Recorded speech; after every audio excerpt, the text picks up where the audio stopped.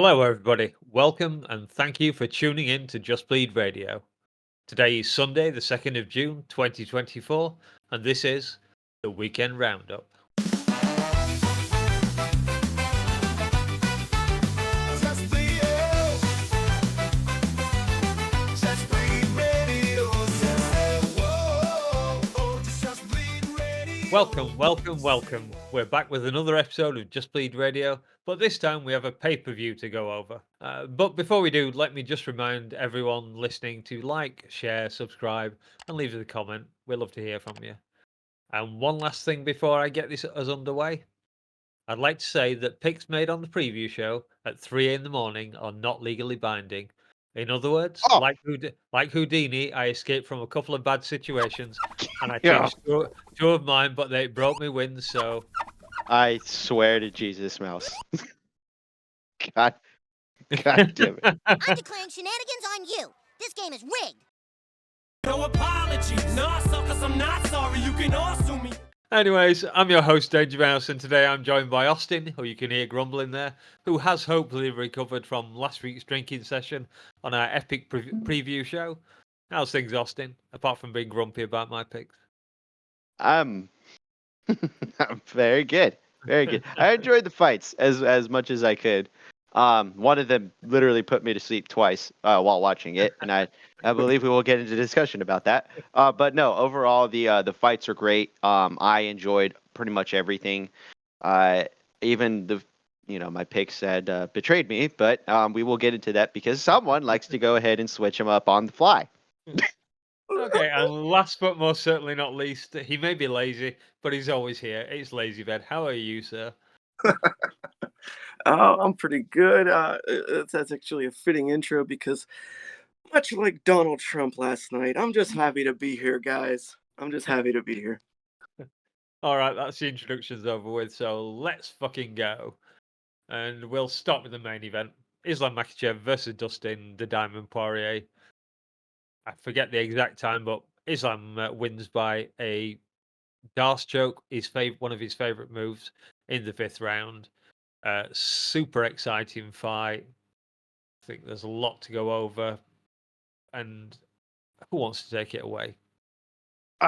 First off, I have to apologize to Dustin. I did not think that he would put up a fight, nor did No, I neither believe did he I. was just. No, my main thing was not that Dustin didn't have a chance, was that Dustin was not deserving of this fight, and by God, he proved that he was at least deserving on the night of. Oh yeah, like the fact that the first 3 rounds were as dominant as they were for Islam, and regardless of what the scorecards were saying beforehand, I had it 3-1 going into the 5th, and pretty much the 4th round I give to Dustin, and that 1st round I give it a 10-8. Now I am a stand for Islam, so I'll say take my scorecards with a grain of salt. I did actually and ask in the chat last night if that was a 10-8 for Islam. to me, it was mainly because of the domination of the grappling, and then the multiple submission attempts that were attempted just because Dustin did nothing but defend. So for me, I feel like that's a 10-8. Now the damage was not available, so it's more of a subjective 10-8 than anything. So, but the other problem is that Islam, as aggressive and as dominant as he was in these first 3 rounds, he had gassed hard going into that 4th and a little bit in the 3rd, and pretty much by that point you could see that Yeah, well, he has since admitted that he had staph a week ago, and he hadn't I was trained literally. very much, and I presume he's had the antibiotics, which we know can have a serious effect on a fighter. I was gonna say that, yeah. So pretty much, per all knowledge that was given to me by Lazy,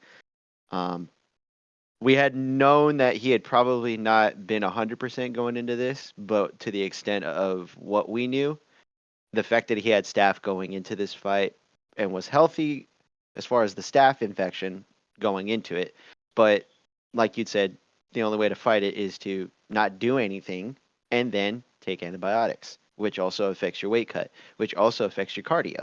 So I'm not giving him excuses. No, he showed up and he fought and he had a hard damn fight with a hard veteran. Like that culmination is just going to give you a great fight regardless of what the, Yeah, I don't want circumstances to take going into it anything were. from Dustin's performance, Yeah. but it does kind of make you wonder how much it affected Islam.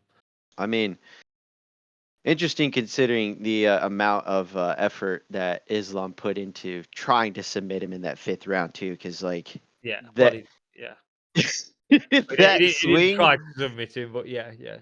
No, yeah, but like th- th- going into it, Dustin had struggled all the way through, and then going past the takedown attempts, Islam was more than willing to stand with him, which I found surprising. Not that he couldn't take him down. It was just more that, all right, you know what, I'm gonna do this. And Dustin was tagging him and getting tagged himself. And then going into that 4th round where he gets that elbow, the short little elbow that cuts him open, giant gash on his forehead. And Islam is not even sure what's going on, or is like he's not hurt, but he's physically, just in distress. And we see the reaction on him, and pretty much in that 5th round, they go toe to toe for a minute, and Islam struggling to get the takedown, and then that final sweeping leg, single leg, is what seals the deal. And I've only seen that in old school wrestling. I've never seen that. Yeah, Yeah, like that it weird is. ankle whip. Oh, it's pretty much what you think it is. If you have the single leg and you cannot get momentum to get him to the ground, the best way to do it is to literally swing the leg one way and then the opposite, so that way it forces him to fall. And then he finished it with that Darce choke, which was just, that whole sequence was just beautiful to watch, and it was a fun fight. Honestly, like it should be the fight of the night. There's no argument of what It was. yeah, that's it. That's it. Yeah, great overall. Great overall. Yeah, I really thought it was going to be all over in the first round, to be honest. But it was that Kimura that he had for quite some time. I thought that I was going to come on and thought he was going to tear his arm off, and then Dustin somehow escaped from it. And then I think there was another attempt at a choke, was it, towards the end of the first round, and he escaped that as well. So yeah, absolutely amazing. Lazy, what do you got to say on this one? Well, first off, yeah, I want to touch on that whole staff thing, and give props out to some of the internet sleuths and detectives out there that sometimes have some pretty bullshit claims, but every now and then, sometimes more often than not, people are onto something when they make these claims heading into fights, and uh, the staff speculation turned out to be true because Islam did confirm it himself. Uh, like we touched on, and he said that he, abstained from training for a week upon his arrival to New Jersey to avoid spreading it. So Yeah, that's like you guys were saying, not to take anything away from Dustin and his performance last night, but that's definitely has to play a part in this and has to be factored in. Danger, like you were saying, that Kimura in the first, I was pretty fucking worried about that. I had that written down because that was one of those moments where it was like, oh god, like is this gonna go how so many of us thought it was gonna go, and he's gonna get finished early here, but no, it ended up turning into a really good fight. Just a fantastic affair on all levels. I By the time we got to the end there, I actually had it tied. I had it 2-2 going into that 5th, and I just seen a couple of the tweets that went out during the broadcast on air, and there were some people that were agreeing and thought the same thing. I could see how you could have had it, possibly even all 4 rounds for Islam. But yeah, to be honest, I made no attempt to score it. I was so enraptured by it. I I mean, I just want to see who's worthy going fight. to win. Yeah, worthy fight to not score, because it was one of those ones where it's like, yeah, if you wanted to just live in the moment in that fight, you could. Like, you could fully invest yourself and again get engulfed in it. But yeah, that the elbow and the cut that followed after the elbow, huge moment in the fight. Uh, and this is one thing, amongst a couple of other things that you could say really separates um, Islam from Khabib. Khabib never cut in his career. No. Islam was gashed wide open last night. I don't know if Dave's going to incorporate a picture of it here. This might be the moment he does that little robot guy. No. But the cut was fucking huge, and it was leaking badly. And Islam battled through it. I mean, he showed heart, he showed determination, he showed everything that you want to see in a champion last night. And I think that staff, no staff, however you want to look at the fight, you got to give him tons of props and tons of credit. I've got a little question here. I noted down. I thought arguably this is a harder fight than he had versus Volk. What do you think? Yeah, I would agree. Obviously, the first one, not the second one, because we all know how that one ended. I mean, he was truly tested in a way he's never been tested before in this fight. Like, he was taking to levels that he had yet to see, or depths that he had yet to see. Almost similar to when Hamzat went up against Burns. Yeah, I was just going to make that comparison myself. Mm-hmm. And then him calling for a fight at 170. What do we think?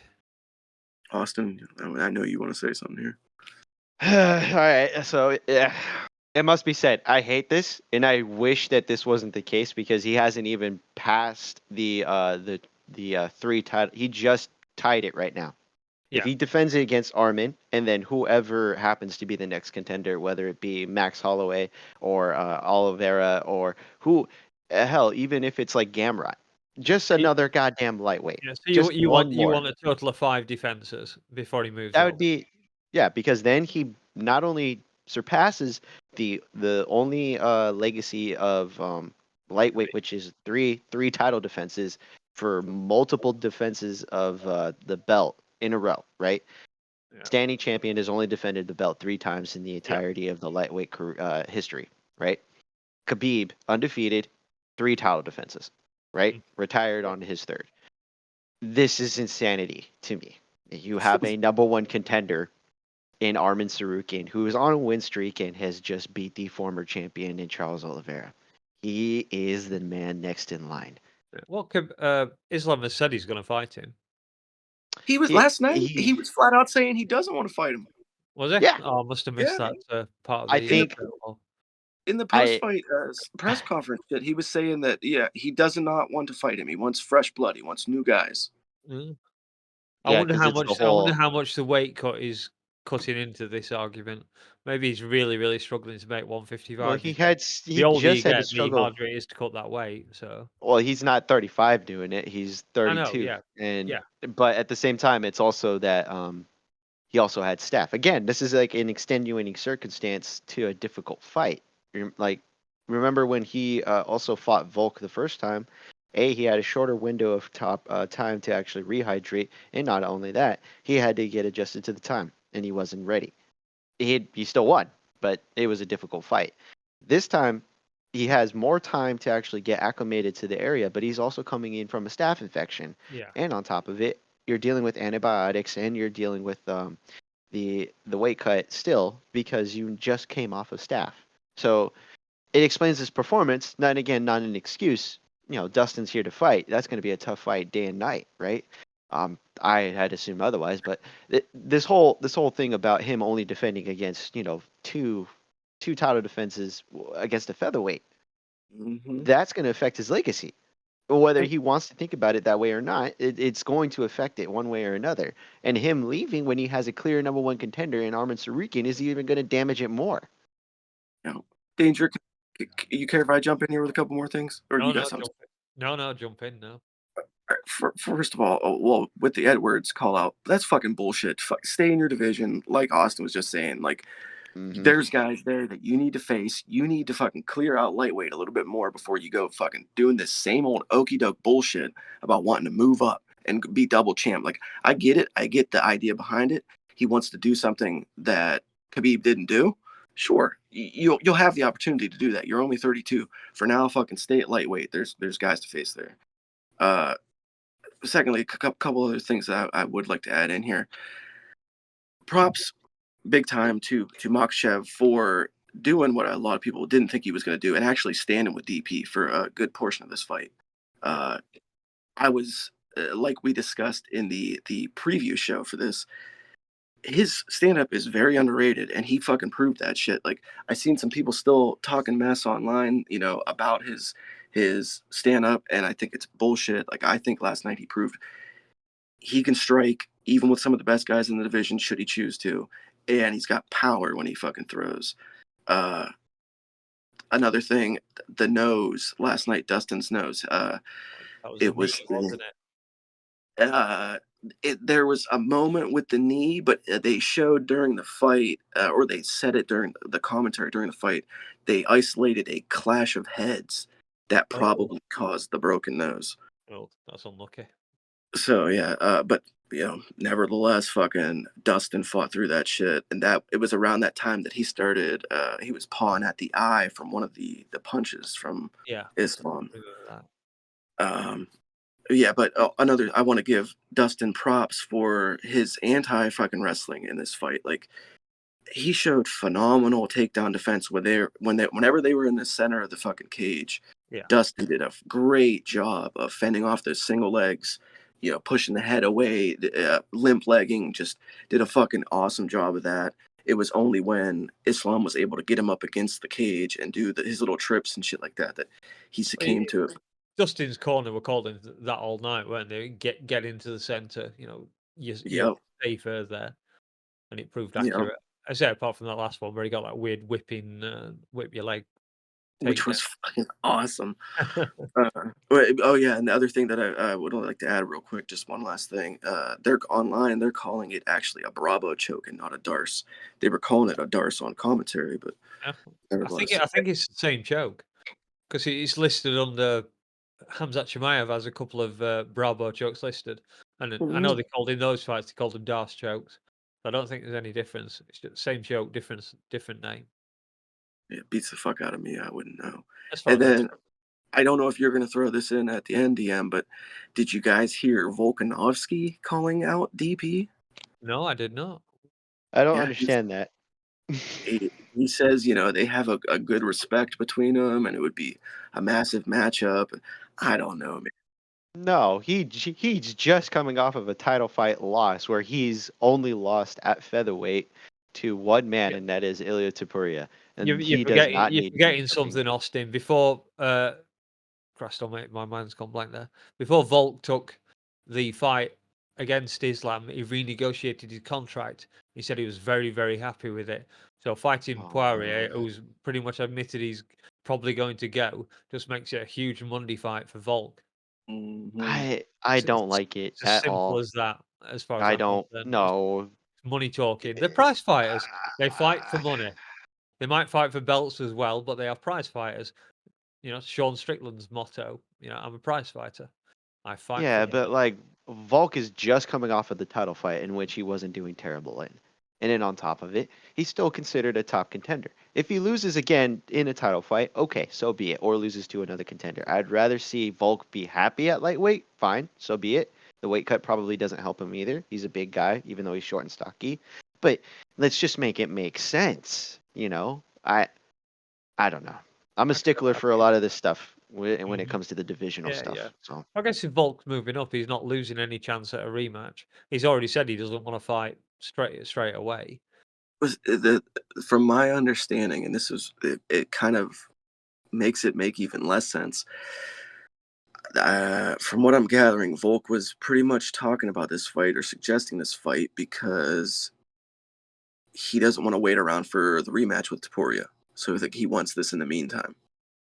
Okay, there we go. And like, what does this do for Dustin? If you're Dustin, like, what does beating a Volkanovski coming off of back-to-back knockouts do for you? Like, It's kind of like the Holloway calling Gaethje out in certain respects. There's no BMF belt at stake, but it has that kind of feeling about it. I've only just heard about it, so yeah, it does. It's like it's one of them like head scratchers where it's like a guy from another division calling out a guy from another division, and yeah. there's no At real, least he's calling up, not down. yeah. But like that's the whole thing. Like if he wants it in the meanwhile, as he waits around for the rematch against Taporia, he's obviously not talking about moving up permanently. No, clearly not. No, again, just like Mike's. But it does bring us to that. Dustin didn't officially retire, but it does seem very likely that he's not that interested in coming back. So we may have seen the last of the diamond in the cage. Do you believe that or no? Because I don't. It's hard because he's another one of those fighters who's come out and said he's gets impatient. He needs to be in there. He needs to do that thing. It's something it's built into him. He wants to scratch that itch every now and again. And like I said, exactly like Volk. So I could certainly see Dustin coming back, but it has to be the right fight. I don't think he has any interest at the moment in trying to get another shot at the belt, unless Islam moves up. Then maybe it could happen. Well, What do you think, Lazy? Because I have my own opinion on it, but I would like him to walk away. I think the only way we were going to get a retirement last night in the cage after the fight was if he either A, won the title, maybe, or B, most likely, if he got completely washed. Like if he got wiped out in the first, I think he would have probably hung it up right there in the cage. Being that didn't happen, I had a feeling like if he was going to retire, it was going to be like a couple weeks down the line, and we're going to get like an Instagram post of like a black and white photo of him and his family, and he's going to have tell the whole story, blah blah. At this point, though, like when is the Perth card? That's in a couple of months, ain't it? That's at the end of the summer. I'm not sure. I'm pretty sure. So I could see it being possible. I know Dustin hurt his leg last night. He injured his leg somehow. I'm not sure what the injury was. If he's healed up by the time of the card in Perth, and Volk really wants on there, which I imagine he will, I could see them putting those two together. I could see them doing that. So yeah, to short answer, no, I don't think he's done. I don't think that's the last we'll see of him. Okay. Well, we've got nearly half an hour on that fight and everything, all the implications potentially of it. And there's at least one more because I've got something else to bring up that Dana White said, but we will leave that until the end. Let's jump onto the co-main then. Sean Strickland versus Paulo Costa. And I know Austin said before the show he doesn't have much to say about this, but I'll just go into it. This was, in my opinion, a pretty standard performance by Sean, but it's an excellent standard performance. He was a little more aggressive than he was in the Cannonier fight and in the DDP fight, which he did come out and say that he was nervous about losing the belt in that. It obviously meant more to him than he kind of admitted at the time. Whereas when he took Izzy on, he just fought to win, and that was it. That's why he's more aggressive in that fight. But this one, he was back to that. He had constant forward pressure on Costa. Very little of the fight did Costa manage to push the action the other way. And I said in our preview that this was his only method to victory was to push Sean back, and he failed to do it for most of the fight. Did land some really heavy leg kicks, but Sean's checking of leg kicks has gone up to another level. He's very, very good at that since he fought Izzy. Maybe before then, I don't exactly recall. I think one of them he really hurt Costa's leg because he stopped throwing anywhere near as many kicks. And we were discussing both before the show. This brings back again to DDP, who the following day was limping around on crutches in a wheelchair. Sean's very, very good at blocking kicks. We now know that. And in this one, his teep game, which again was something that I'd said was important, was backed up obviously by Nick Sick. He was jabbing his toes into Costa's stomach all night, and on both feet. It was at times he was walking, throwing one teep, and then following it up with a teep from the other leg, just doing that like some kind of weird marching game almost. And there was one moment where he said it himself. I think it must have been later on in the fight. He just got bored of being in a stance, so he literally walked after Costa, just strolled across the cage so he could get onto him again. So it was an exemplary performance by Sean Strickland. If you like Sean's style of fighting, it's a good fight for him. Wasn't super exciting. We didn't get a knockout. We did get a couple of knockdowns, but they weren't serious knockdowns. I think a couple of them were mainly Costa being slightly off balance. But this was a good Sean Strickland fight. I do have to query the bloody judge that scored this 49-46 for Costa. But again, I think we might touch on the judges and something on the referees a little bit later on.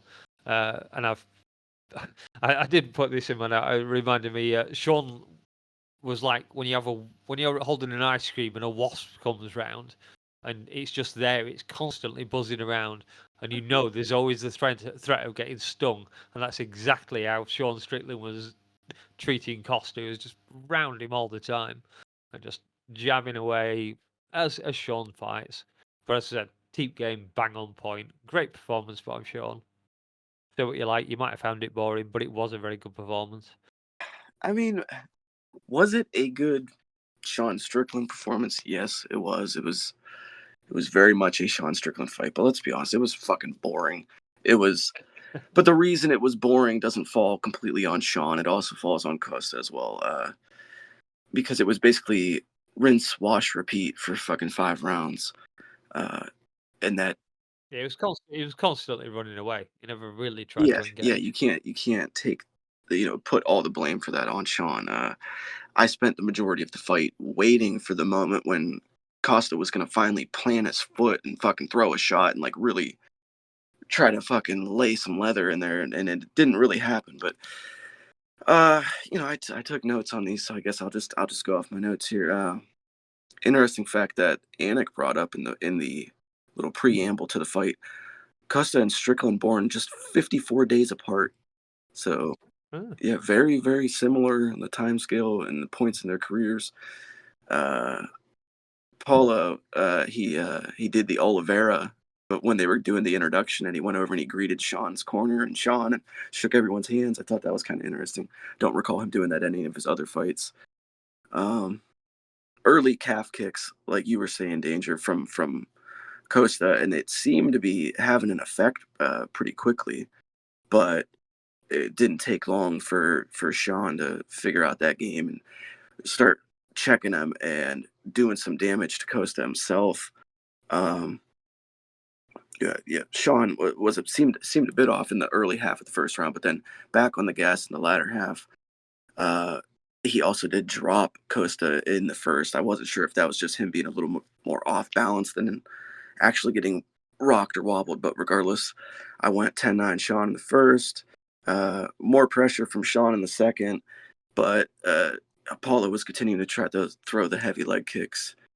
I think that he needed to throw more kicks altogether. That was one of my ideas for him coming in, and he just didn't really do it. Investing to the body by both men. Costa was picking up the activity. He did throw the wheel kick, and that was a pretty big moment, maybe the only big moment from the fight for Costa. But Sean again stumbled and dropped Paulo. Another one, I gave it to Sean 10-9 again, but it was a closer round. And then, tons of smart teeps by Strickland all night long. And like you were saying, Danger, it was reminding me of like, I don't even know, like some sort of Russian soldier, like fucking just or like a rocket or something, just marching forward, throwing his fucking legs. Yeah. Ministry of Funny Walk. Yeah. But yeah, Sean was really starting to steal the momentum in the third there, and there was a couple of labored spinning attempts by Costa, but it was pretty clear he was fading. And in my notes, I wrote, "The juice is expiring." Yeah, another one, 10-9 Sean, and then the fourth round, more of the same. Costa's leg was seeming kind of compromised from the checks. They said on the commentary that Strickland was approaching 300 thrown strikes at that point. So yeah, that was round 4. Yeah. So I've got it in my notes as well. I thought that was fucking. I even took a notice of the locations as well. 34 to head, 56 to body, 24 to leg for Sean, compared to 10, 40, and 22 for Costa. So they were even on leg strikes, and everywhere else, Sean was quite considerably ahead. Just scattergunning them all over the place. But yeah, and they also said that he was outlanding Costa by plus 40 significant strikes at that point, which is fucking crazy. Like, so even if you don't like his pitter patter style, he was beating the hell out of Paulo. It was some good kicks in the last minute there. Kind of a hard round to call. But my favorite moment from the fourth was at the end, Nick Six corner talk when he told Sean, and I quote, "Let the fucking dog out of you, all right? Start pissing on the floor." And I was like, "Hey, I like that. Again, in my notes. Like that's that's the corner talk you need." Uh, Yeah. yeah, and then just to close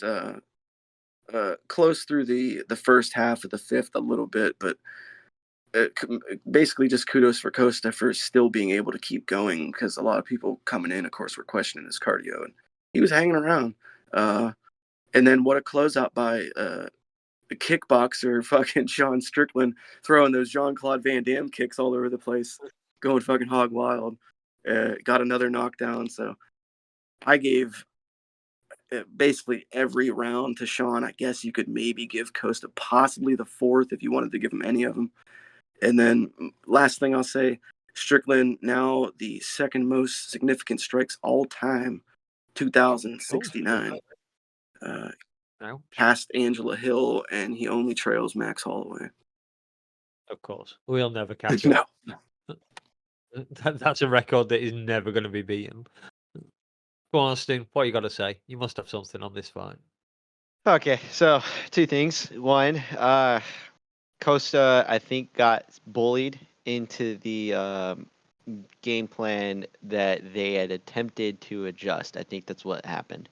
So now, mind you, I did fall asleep twice watching this fight. Not because it was terrible, but because, which is its own thing, that I don't believe this is the best fight, like you guys are saying. But this is just for me. I could not. I don't know what it was. Maybe it was just the odd time that I was watching it. Maybe it was just that it wasn't like stimulating my brain just enough to keep me awake. Here's the thing: when two bullies meet, usually the bigger bully wins, or the one who just kind of has a harder nose style usually wins. And that, I believed, was Costa at the time when we first talked about this fight. I was completely wrong, because Sean Strickland proved that he is a harder nosed fighter by a long shot. And this is the thing: Sean's style is very simple. Doesn't give you a whole lot to work with because he doesn't like to leave a whole lot of openings. He's a very great defensive fighter that gives very little opportunity to his opponents, and vice versa. Of when Costa tries, he has one. He's a very, very simple fighter. I throw big things and I land big things, and I'm bigger, so I can kind of out bully you. When a bigger bully comes in and forces the other bully to kind of play his game, the other bully doesn't know what to do. And I believe when he first dropped him, that's what basically this entire fight was. That was the fight. Costa could not recover mentally, and therefore he panicked, was backing up. Oh no, I can't let him get ahead. I have to constantly be moving. He could never set properly, nor could he land hard. Like, his best thing was throwing jabs to the body and occasionally throwing leg kicks that would land, to the either Strickland's body or to his legs. And even that wasn't enough because he was throwing them so often and inaccurately. It was just kind of like another thing he was throwing out there, almost like a throwaway jab at a certain point. And that was more disappointing to me because I'm like, oh, I guess Costa isn't about that life. Interesting. Mm-hmm. But neither here nor there, good for Sean. Weird that this fight ended up playing out the way that it did, but I do not believe he deserves next for the title fight. I'll say this right now. If he really, truly wants to fight for the title, he needs to fight the winner of Robert Whittaker and Khamzat Chimaev. Whoa, hang on a Hold second. on. He had a very close fight with DDP, and then Izzy's getting the shot. It The is man my who time. Strickland It is beat. my time, sir. My time. You switched your picks a couple times during this, this week. I have all the right. I have all the right. Excuse me, sir. Excuse me, sir. But no. My whole thing is this. Yes, he lost a contentious fight. He took this fight. This fight was a Costa coming off of a loss to a Robert Whittaker. Now, if I had my druthers about it, I would just have them fight because Robert had called him out prior, right? That would be the fight I would prefer to have instead of, waiting for Robert Whittaker to fight Khamzat. I would prefer them both. We have discussed that before, yeah. Yeah, that was the thing. If we wanted to see that, I mean, hell, even if it was just this fight instead, like instead of him fighting Costa, but that's not the fights we got. This is the fights that we are given now. Sean, I think, just needs one more, just one more, and he's going to take a fight regardless because that's what he's going to do. He said he hasn't. He's not going to. He's going to because that's who he is. Regardless of what happens in the main with this rumored Israel Adesanya versus Dracus du Plessis fight. Well, don't forget if Izzy wins, Izzy wants one of the matches he wants is against Sean Strickland. One of them, but even then, there's gonna be some weird roadblocks that are gonna keep that title occupied. Regardless, that's what I'm thinking. And he didn't really take any issues or damage in this fight. Matter of fact, he's probably going to be ready for a quick turnaround just so he could solidify his spot. Because otherwise, they're going to give it to solidify his number one spot, which he's just defended. No, I want to even call him the number one contender. He would because UFC has their own version of the rankings. I don't honor those, but neither here nor there. My point being is that if Khamzat wins, they're going to give him the title shot. That's what's going to happen. We all know this. That's the problem. The problem with Khamzat is we don't know how mobile is he in the world. Do the UFC he can't fight. Give a guy who can't fight outside of Africa? I mean, Izzy's already probably the one guy you could probably get to commit to being over there. The other thing is that whether or not the UFC's schedule works in Sean's favor. Sounds to me like the best thing for Sean Strickland would be Robert Whittaker beating Khamzat. Mm-hmm. Yeah. Because if he beats Khamzat, then that eliminates him from the picture, and they're obviously not going to give Whittaker. They're not going to shove him straight into it, especially not if Izzy beats DDP. So, yeah. Again, that depends. What does DDP beat Izzy? I'm not entirely sure he will. Yeah, exactly. But then again, if he fights the right fight, I think he can. But we said that about Sean. yeah. Notice I am saying I am giving DDP a chance in this one. He just has. If he starts playing the fighting, the standing fight, doing the man dance with Izzy, he could well come unstuck. But if he applies pressure and takedowns like he did with Strickland, I don't think Izzy is anywhere near as good at getting up as Sean Strickland is. Sean never stays on the ground long. What did DDP have? 6 takedowns for about 20 seconds each? No, but it is a factor that you can take into it. I mean, not every fight or matchup means the same for the next fight, and Then I guess we should go on to one of the fights that I changed my pick in. Kevin Holland, He admits it. Hey man, I said in the introduction, these picks were done at 3 a.m. in the morning after you turned up late and then got very, very drunk and gave me advice. So when I woke up the next day, I decided to look around and check things out, and I actually changed my mind and agreed that Lazy had this one right, that Kevin Holland would get a submission, which he kind of did versus Mikhail Alexeychuk. Oh, that's a fucking annoying name. Maybe they'll cut him and then I won't have to try and say it again. But yeah, Kevin Holland defeats him by a submission that never technically happened, but he broke his arm and the referee stopped it. 1 minute 34 into round 1. I fell asleep before this fight happened. I fell asleep watching Nico Price and Alex Moreno, I think. Then I woke up. Yeah. I woke up partway through Strickland and Costa, then fell back to sleep again, and then woke up just in time for the main event starting. So I stayed up and watched that. That was no problem. I had a cup of coffee at 5:30 in the morning. Nice bit of toast and marmalade, watched the fight, and then went to bed. So yeah, this not much to say on this one. I know big Dana White loves Kevin Holland. He's free that admits it. So he wasn't unhappy with this one. So I don't know what anyone's got to say on this one. I'll make it quick. I was almost right.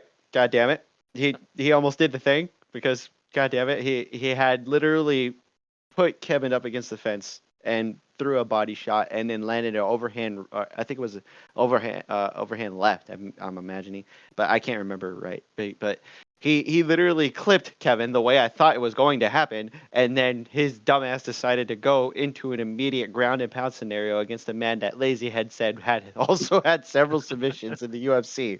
And god damn it, he did the thing against him and broke his arm in the process. I'm not even sure it was broken, but he basically Oh, you? he Well, did. it was Yeah. either dislocated or broken because it moved in a very strange way when they showed it on slow Yeah. motion. God damn it. And he certainly wasn't waving it around in the cage afterwards. No. No, that's all I had. That's all I had. Actually, you have brought up a point there, Austin. I did say that I'm going back here. I did say that Islam Makhachev would win by father's plan, and he fucking did. This is true. Yeah, but you didn't change that pick, did you? What? No, I You didn't didn't change change that pick. one. I did say that originally though. As Yeah. you said, he was going to knock him out, and I said the only thing I got wrong in that fight was how long it would last, which it lasted 4 rounds long. Well, 3.5 rounds longer than I thought it would. extenuating circumstances, but neither here nor there, I'm dragging us sir. away. I'm dragging us away. You got anything to say on the Holland fight, Lazy? After your triumphant pick? Oh goodness. I guess all I really gotta say is, seen this one fucking coming. I gave the stat beforehand, and I'll give it again because it's now updated. Previously, Oleksiejczuk had lost 4 out of his 5 UFC losses by submission. This now makes it 5 out of Yeah. 6. Clearly, the guy has a weak spot and a chink in the armor in a certain area. Holland always seems to get clipped on the feet at some point. But that's just who he is. When you're the kind of guy that takes any fight, pretty much any time on short notice, and at one of 2 weight classes, you're gonna make some mistakes. You're gonna be sloppy and not as sharp as you could be in certain areas. But I just had a feeling that Oleksiejczuk, being who he is, he was gonna fall into some sort of a sneaky trap, like a insect just crawling along on the forest floor. It doesn't realize it's walking right past a spider's web, and he triggers the right piece of thread, and all of a sudden he's fucking wrapped up. And yeah, in this case, it was the fucking arm. And yeah, Holland said in the post fight shit that he heard a pop initially, and if you were watching the fight, or if you go back and watch, you can see him look up at Herb Dean, and I get he was talking to Herb, and he was saying, you could stop this at any time. And Herb told him, no, like it needs to go a little bit longer. And Kev was like, all right, bet, we'll go a little bit longer. And he, that was the point when he pulled it a little bit further, and it dislocated or broke. But I mean, I guess props to Oleksiejczuk for not tapping and letting it break, but kind of stupid and not the brightest move to immediately protest when Herb stops it as you're holding your broke arm. Like, oh, I'm fine. But yeah, seen that one coming. And what's his name from Fight Disciples? Nick Pete, I think is his name. He owes me a beer. You get that one bang right. Yeah, the other one I picked for people's interest, if they have it, I switched to Jailton Almeida rather than Romanov, because I don't know. I just figured that Romanov looked pretty fat at the weigh-in, and I couldn't see him winning. But we're not going to talk about that fight. We haven't got that much time left. But what about the new gloves? How did we think of those? None of the fighters apart from Sean have complained. I did make the comment that in one of the early fights, before we had a big audience in there, you could really hear the punches landing. So I did say that these new gloves were acoustically superior, if nothing else. Any thoughts on the gloves? So 2 things. One, in the Randy Brown and Liz. I'm not gonna Dos get it right Santos. now. Dos Santos, who's basically a slightly bigger RDA. Multiple eye pokes in that fight, so they definitely have not curved the eye pokes in general. Also brings up to my second point. Herb Dean is either getting bought out, or he just sucks overall, and he's just terrible at his job. Because he get that Brown fight, he gave a hard warning, didn't he? And then oh my god, a hard warning for after it, 4 there was another fucking one. eye pokes. God, Jesus! Like he might as well have just been like, All right, well, you could get 4 free eye pokes now, and then I'll give you a hard warning, and then if you do it again, I'm gonna go ahead and take a point. Like, what the fuck, bro? Like, your job is to mitigate issues in the fight so that the fight can play out naturally. Not, oh, I don't want to affect the fight because someone does something illegal. No, your job is to fucking enforce the rules because you're a goddamn fucking referee. That is your job. That is your only job. What are we doing here? There's If you don't want to fucking do your job, fucking go home. Like, here's the thing. It's usually him. It is usually Herb Dean that is doing this kind of shit. Oh, I'm not seeing anything. I don't know what's happening here. Like, or when he's rushing people to fucking jump up. Like what was it? One of the fights earlier. Like, Roman Kopylov. He's not working fast enough. Motherfucker, you stand in front of that guy. Go ahead. Let him fucking throw hands at you. Even though he had dropped him earlier, Yeah. against Almeida, he's like, oh, work. What are we doing here, dude? In- Like, oh, just because the fans are booing. Fuck the fans, dude. Like, what are we in doing? Herb's defense, though, he wasn't the only one with some iffy reffing last night. There was No, he most definitely I wasn't. can't remember That's one of my. yeah, I top can't remember the other picks, fellows. I have to hold him. The other fellows. I have to hold him in higher regards. Yeah, true. As far It was the ignored headbutt, wasn't yeah, it? In the ladies' fight. there were several things. Perry's Jocelyn Edwards. But as far as the gloves go, Yeah. as far as the gloves go, like you said, Dangermouse, I did think that acoustically they sounded pretty fucking good. When the arena was more empty, you could hear them things cracking. I don't know if that's a side effect of them being a little bit smaller or thinner, but it sounded good. Other than that, like I didn't really have much of a takeaway from them. It didn't seem like they impacted things too much, which I guess is a good thing. Uh, the only other thing I did want to add is that I think it was in the main event actually. Uh, by the fucking end of the fight, the UFC logo was falling off of Islam's glove. I don't know. There you go, because that's great for advertising. Yeah, it must not be Let's have a look at that. the best made gloves out there. They should have just bought fucking, like I said, they already had a glove that was fine. They just needed to buy it from the person who was creating it, and this wouldn't have been an issue. But no, there's, stupidity, and here's the thing. We could argue about who's actually pretty good at doing the gloves, and arguably the UFC was never the best at doing the gloves. It's never been a contentious argument. It's usually just they do not adapt, and by the time they adapt, their adaptments to anything new are pretty lame. That is just what they do. Like they don't try very hard when they do put new effort into something. I mean, it's just the Zupa tried trope of like, why if it's not broken, don't fix it. Well, it's been broken. You just never bothered to fix it. 8 runs. Yes. Speaking of broken things, what about Dave Tirelli? And that name might not mean much to you unless you've gone back and looked at the judges' scorecards from this show.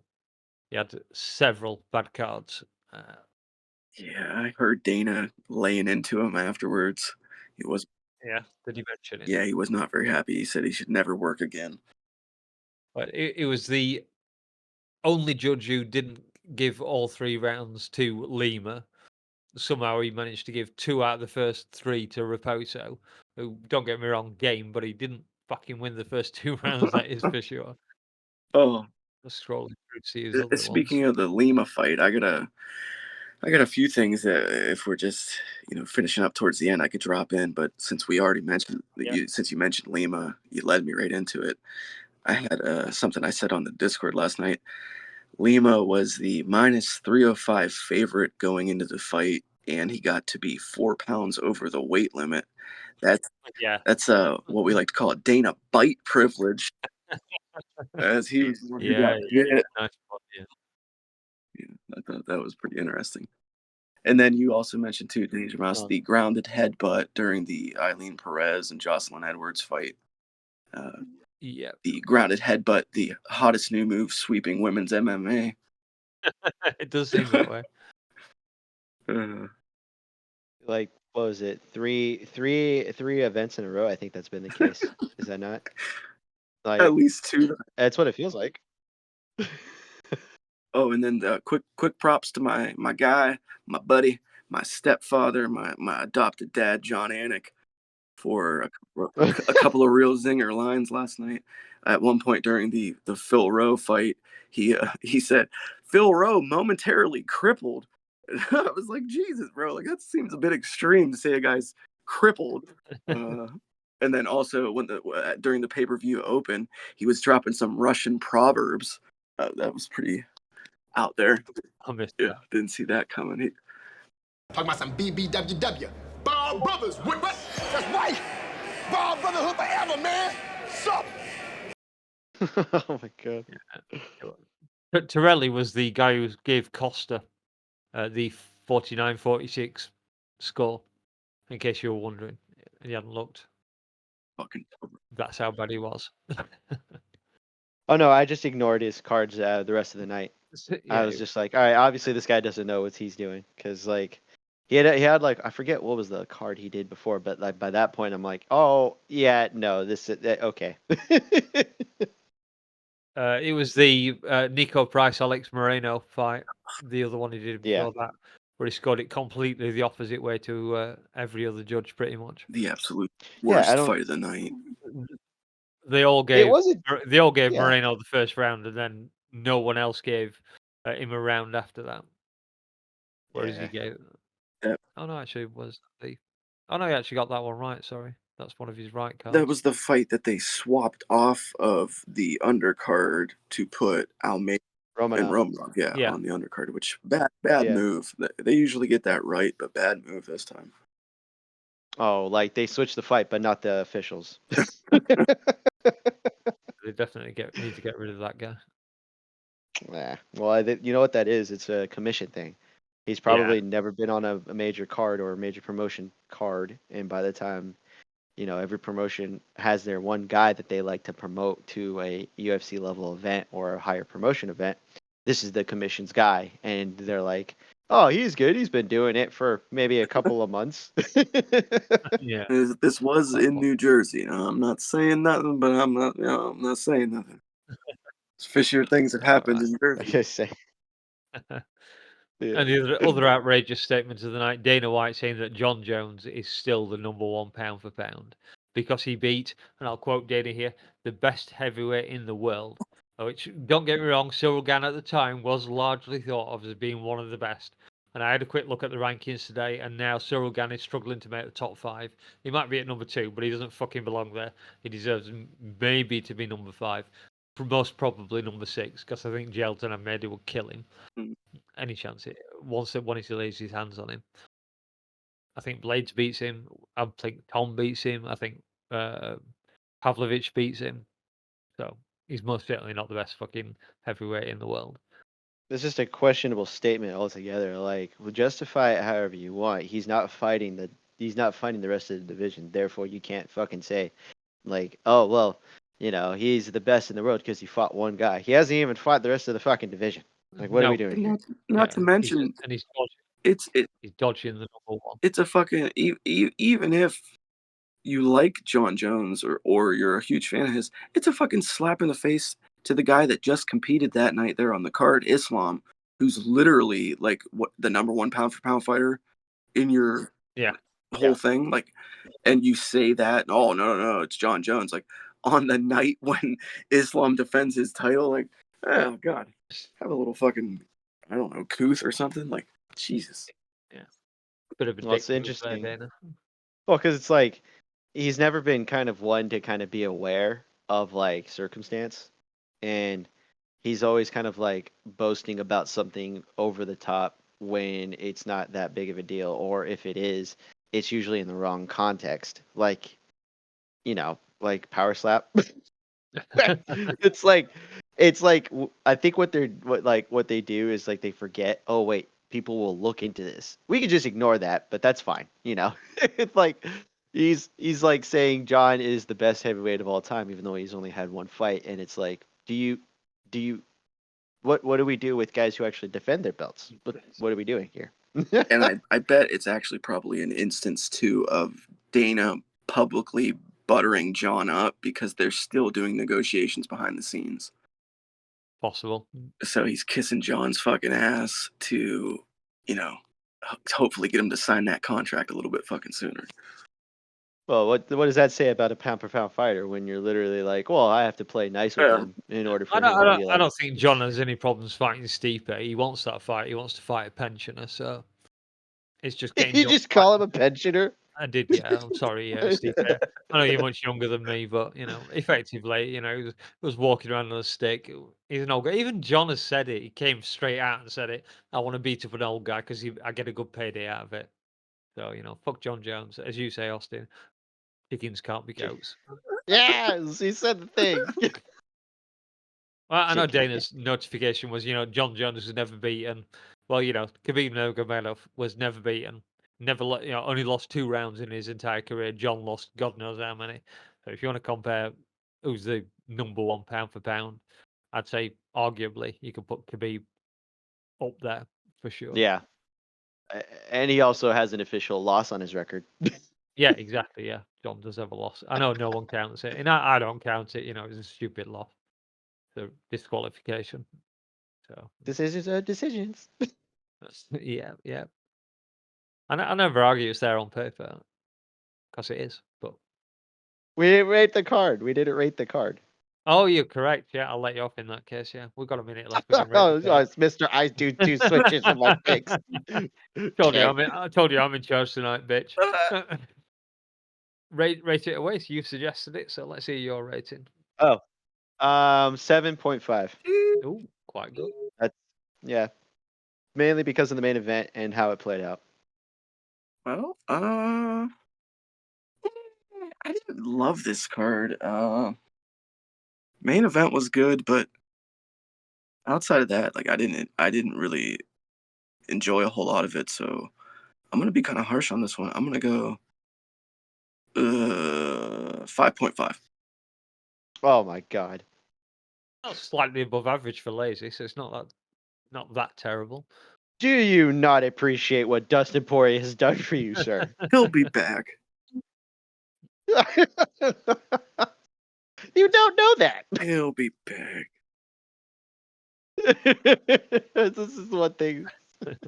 I don't think I can be quite as generous as Austin on this score, but I did quite enjoy the Kopylov fight for all the just because I picked the winner, I guess. I actually went really well on this card. I went 10 wins, 2 losses. Ooh. So Did you switch your picks on the night of too? Huh. I would have gone 8-4 if I'd have picked this way, but your way, the original way. But no, I went 10-2 because of my changes. I will give this. I generally give a 6 as a dead average. I really enjoyed the main event, and I quite enjoyed the co-main. I know not many other people did, but I like seeing Sean Strickland be Sean Strickland. So I will go 6.75. That's not bad. Anyway, I think that's probably a good place for us to kind of wrap things up. We'll be back next week, hopefully, with UFC Fight Night, Cannonier versus Imavov, all the way from Louisville, Kentucky. Yeah. Oh, it's not in the Apex? No. Not according to the UFC schedule I'm looking It's at the KFC. Oh, thank God. It's at the KFC Yum Center. Yep. Where the Yep. fuck that was. Load your Kentucky Fried Chicken jokes for next week, Lazy. I am honestly, I might just get a bucket of KFC just for the That seems fair. So yeah, if you're still listening, do please like, subscribe, leave us a comment, and we'll be back next week. We're out of here. Say goodbye, guys. Let's get the fuck out of this place. Let's go. Later, dude. Later. Peace. The fucking KFC and Crystals are gonna flood our comments. We went to fucking Kentucky to have a fucking arena named after fried chicken. Hey, you can get plenty of justified flips or jokes in there. Oh yeah, no. That's set in context. Lazybed is chilling with Dangermouse, Super Dave, and Touchy too. Gang's all here and we're ready for you. Now whoa, just bleed radio. Say whoa, let's go. It's just bleed radio now. Fuck you, Craig. Oh, fuck you, Craig. Piece of shit.